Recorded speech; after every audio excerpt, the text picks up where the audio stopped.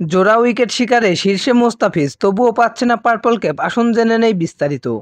আইপিএলে সেরা বোলারের স্বীকৃতি পার্পল ক্যাপ। সর্বোচ্চ রান সংগ্রাহকের জন্য থাকছে অরেঞ্জ ক্যাপ, আর সর্বোচ্চ উইকেটধারীর জন্য টুপির রং বেগুনি। আসরের শুরুর দিকে বাংলাদেশের মুস্তাফিজুর রহমানকে একাধিকবারই দেখা গিয়েছে পার্পল ক্যাপ নিয়ে। সেবার তালিকায় ফিজের আধিপত্য ছিল চোখে পড়ার মতোই। 3 ম্যাচ পর ফের শীর্ষে উঠেছেন মুস্তাফিজ। গতকাল সানরাইজার্স হায়দ্রাবাদের বিপক্ষে ম্যাচে জোড়া উইকেট শিকার করেছেন মুস্তাফিজ, সেটাও ম্যাচের একেবারে শেষে গিয়ে।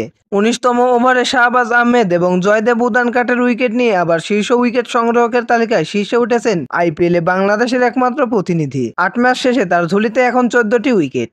অবশ্য শীর্ষস্থানে উঠলেও হারানো পার্পল ক্যাপটা পাওয়া হচ্ছে না মুস্তাফিজের। সমান সংখ্যক উইকেট পাওয়া ভারতের জাসপ্রীত বুমরার কাছেই থাকছে বিশেষ স্বীকৃতির মালিকানা। উইকেট প্রতি রান খরচের বেলায় মুস্তাফিজ ছিলেন খরুচে। প্রতিটি উইকেট নিতে খরচ করেছেন 21.14 রান। ওভার প্রতি রান দিয়েছেন 10-এর কাছাকাছি। সে তুলনায় বেশ কৃপণ বুমরা।